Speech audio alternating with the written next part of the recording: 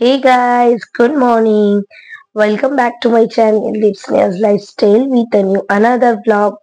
সবাইকে জানাই শুভ সকাল।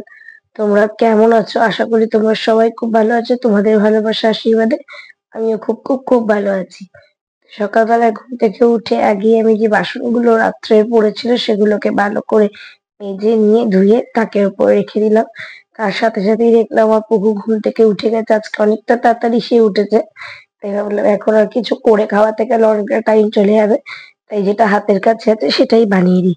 তাই বানিয়ে দিলাম ওকে আজকে ছাতু, যেটা ও খেতে একদমই পছন্দ করে না, কিন্তু কিছু করার নেই, এগুলো তো একটু একটু খেতেই হবে।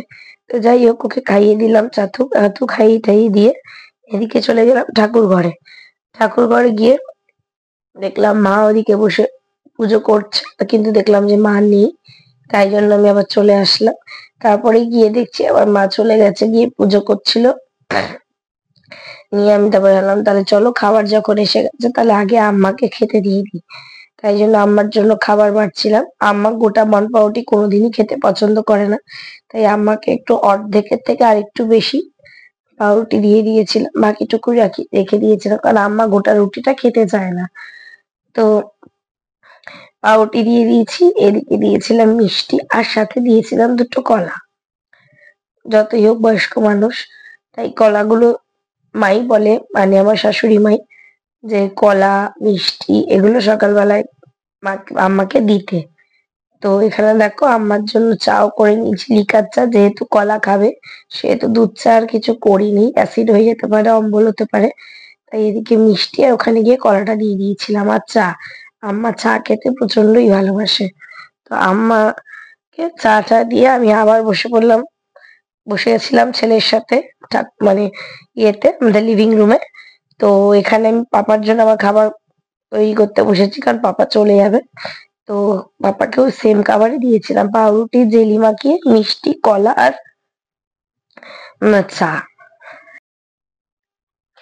তারপরে সুইগি থেকে আবার চলে আসলো, সুইগিতে কিছু জিনিস অর্ডার করেছিলাম, যেমন ম্যাগি, দুধ, হলুদের গুঁড়ো, এই ছোটখাটো জিনিসগুলো ইনস্টামার্টে অর্ডার করেছিলাম।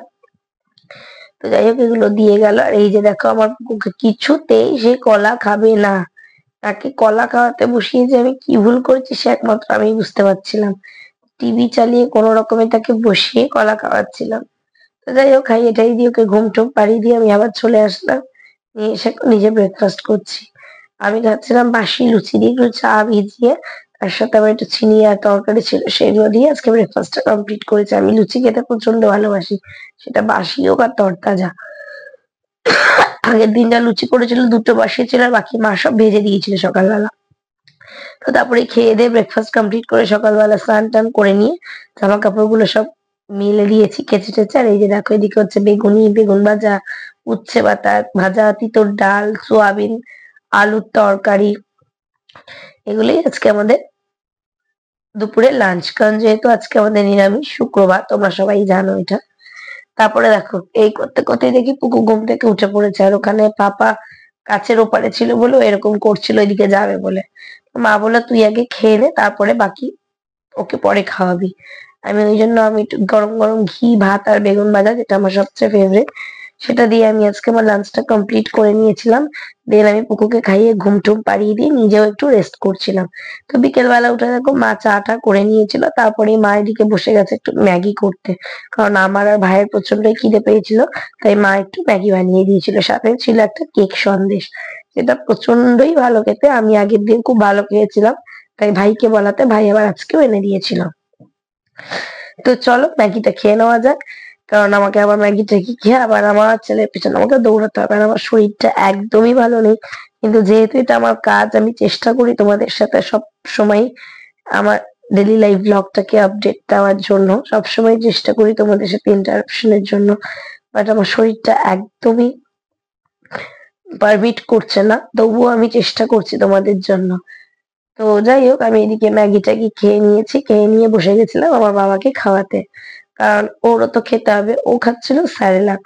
আমি সারাদিনে ওর ডায়েট চার্টের মধ্যে একবার হলেও স্যারেলাকটা অ্যাড রাখি, কারণ যেহেতু ওর মধ্যে অনেক কিছু আছে, অনেক পেডিয়াট্রিশিয়ানরাও বলে একবার অন্তত এটা রাখতে। তো তারপরে আমি এদিকে বসে গেছি, দেখো খাইয়ে টাইয়ে আটা মাখতে, কারণ আজকে রাতে রুটি হবে। মা বললো তোর শরীর খারাপ, আর কিচ্ছু করতে হবে না, তুই ঘরে চলে যা। তাই মাই একা হাতে সমস্তটা করেছে। আবার গরম গরম ভাত আর বেগুন ভাজা, রাত্রেও সেই একই ডিনার, কারণ আমি প্রচন্ড ভালোবাসি, বললামই তোমাদেরকে। সেটা দিয়ে ডিনার টিনার করে আমি এদিকে চলে গেছিলাম পুকুকে খাওয়াতে। দেন পুকুকে খাইয়ে টাইয়ে ওর জামা কাপড় চেঞ্জ করিয়ে ওকে ফ্রেশ করিয়ে ঘুম পাড়িয়েছিলাম। তো আজকের ব্লগটা এই পর্যন্ত। ভালো লাগলে অবশ্যই লাইক কমেন্ট শেয়ার সাবস্ক্রাইব করে দিও। দেখা হচ্ছে নেক্সট ভিডিওতে। Bye bye, good night.